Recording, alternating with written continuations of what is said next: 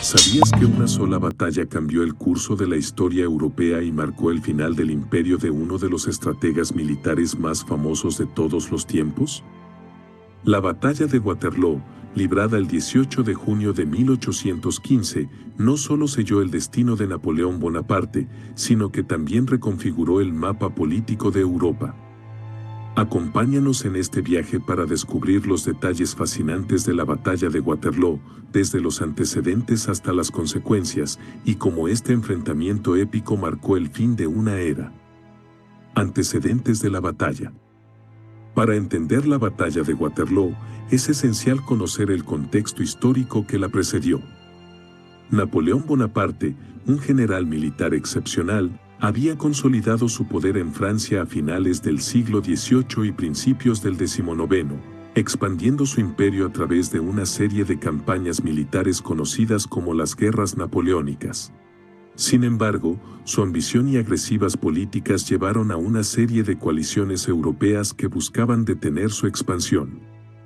En 1814, tras una serie de derrotas, Napoleón fue obligado a abdicar y fue exiliado a la isla de Elba. Sin embargo, su destierro fue breve. En marzo de 1815, escapó de Elba y regresó a Francia, donde rápidamente recuperó el poder, iniciando el periodo conocido como los 100 días. Las potencias europeas, alarmadas por su regreso, formaron la séptima coalición para enfrentarse a él una vez más. Esta coalición incluía a Gran Bretaña, Prusia, Austria y Rusia, entre otros. La marcha hacia Waterloo.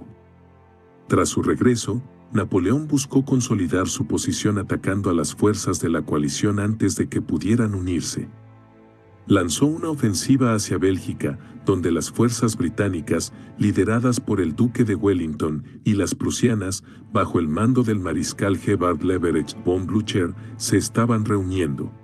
La estrategia de Napoleón era dividir y vencer, derrotando a los ejércitos aliados por separado antes de que pudieran coordinarse. El 16 de junio de 1815, Napoleón obtuvo una victoria en la batalla de Lynch contra los prusianos, pero no logró destruir completamente su ejército. Al mismo tiempo, sus mariscales se enfrentaron a las fuerzas de Wellington en la batalla de Quatre Bras, que resultó inconclusa. A pesar de estos enfrentamientos, los aliados lograron retirarse y reagruparse en una posición defensiva cerca del pueblo de Waterloo, al sur de Bruselas. Las fuerzas en Waterloo. La batalla enfrentó a tres ejércitos principales: el ejército francés de Napoleón, el ejército británico de Wellington y el ejército prusiano de Blücher. Napoleón comandaba aproximadamente 72.000 soldados, mientras que Wellington tenía alrededor de 68.000 tropas anglo-aliadas y Blücher disponía de cerca de 50.000 prusianos. Los ejércitos estaban compuestos por infantería, caballería y artillería, cada uno con sus propias fortalezas y debilidades. El ejército de Napoleón estaba compuesto por veteranos experimentados y bien entrenados, pero muchos de ellos estaban cansados por las marchas y las recientes batallas. Wellington, conocido por sus habilidades defensivas, desplegó sus fuerzas en una posición sólida a lo largo de una cresta, utilizando el terreno a su favor. Los prusianos, a pesar de haber sido derrotados en Lynch, estaban determinados a unirse a la batalla para asegurar la derrota de Napoleón. La batalla comienza. La mañana del 18 de junio de 1815, la batalla de Waterloo comenzó con un cañoneo inicial mientras Napoleón intentaba ablandar las defensas aliadas. Sin embargo, el terreno empapado por la lluvia nocturna dificultó los movimientos de las tropas y los cañones.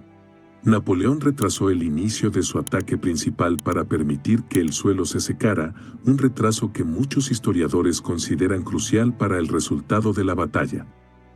El primer ataque significativo fue contra el centro izquierdo de Wellington, en el área de Hougoumont, una granja fortificada. A pesar de repetidos asaltos franceses, las fuerzas británicas y aliadas mantuvieron su posición en Hougoumont durante toda la batalla. Este enfrentamiento distrajo a una parte considerable del ejército francés y no logró romper la línea aliada. Los ataques de Napoleón. Napoleón lanzó un ataque principal con su infantería contra el centro aliado, donde esperaba romper la línea y dividir a las fuerzas de Wellington. La lucha en la Haie Sainte, otra granja crucial, fue feroz. Aunque los franceses inicialmente tuvieron éxito al capturar parte de la granja, no lograron explotar completamente su ventaja debido a la tenaz resistencia aliada. A medida que la batalla avanzaba, Napoleón ordenó a su caballería atacar el centro aliado, esperando romper las líneas con una carga masiva. Sin embargo, las fuerzas aliadas formaron cuadros defensivos, una táctica utilizada para repeler ataques de caballería. La caballería francesa, a pesar de repetidos asaltos, no pudo romper estos cuadros, sufriendo grandes pérdidas en el proceso. La llegada de los prusianos. Un momento decisivo en la batalla fue la llegada del ejército prusiano. A pesar de haber sido derrotados en Linge, los prusianos, bajo el mando de Blücher, marcharon rápidamente para unirse a Wellington. A medida que avanzaba la tarde, los prusianos comenzaron a llegar al campo de batalla, atacando el flanco derecho francés en Plancenoit.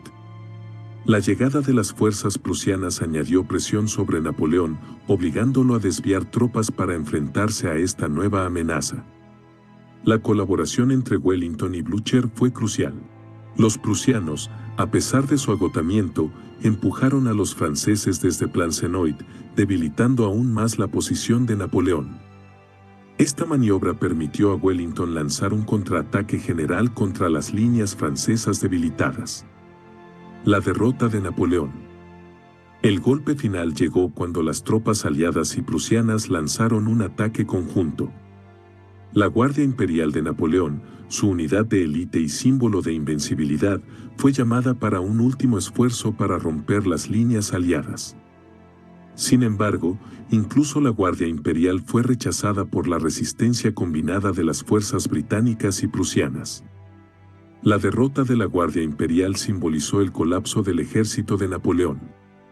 Con su ejército en desorden y sin posibilidades de éxito, Napoleón ordenó la retirada. La batalla había terminado, y con ella, el último intento de Napoleón de recuperar su imperio. La derrota en Waterloo obligó a Napoleón a abdicar por segunda vez, y fue exiliado a la remota isla de Santa Elena, donde pasó el resto de sus días. Consecuencias de la batalla. La batalla de Waterloo tuvo profundas consecuencias para Europa y el mundo. Marcó el final del dominio napoleónico y el inicio de un nuevo orden en Europa. La derrota de Napoleón permitió a las potencias de la coalición restablecer el equilibrio de poder, conocido como el Congreso de Viena, que buscaba prevenir futuros conflictos y mantener la paz en Europa. El Congreso de Viena redibujó las fronteras europeas, restaurando monarquías y estableciendo una era de relativa estabilidad que duró casi un siglo. Sin embargo, las ideas de la Revolución Francesa y el nacionalismo impulsadas por Napoleón continuaron influyendo en Europa, plantando las semillas para futuras revoluciones y cambios políticos. El legado de Waterloo. La batalla de Waterloo ha dejado un legado duradero en la historia militar y política. Es estudiada como un ejemplo de estrategia y táctica militar y sigue siendo un símbolo de la caída de uno de los líderes más carismáticos y controvertidos de la historia. Monumentos y memoriales en el campo de batalla atraen a turistas y aficionados a la historia de todo el mundo, recordando los sacrificios de aquellos que lucharon allí. La batalla también ha sido inmortalizada en la literatura y el arte, destacando su impacto cultural. Obras como Los Miserables de Víctor Hugo y pinturas de artistas como William Sadler han capturado la intensidad y el drama de Waterloo. El término Waterloo se ha convertido en sinónimo de derrota decisiva, reflejando su importancia histórica. Conclusión. La batalla de Waterloo no solo marcó el fin de Napoleón Bonaparte, sino que también redefinió el curso de la historia europea. Fue un enfrentamiento que combinó liderazgo, estrategia y pura tenacidad, cambiando el destino de naciones y dejando un legado que perdura hasta hoy.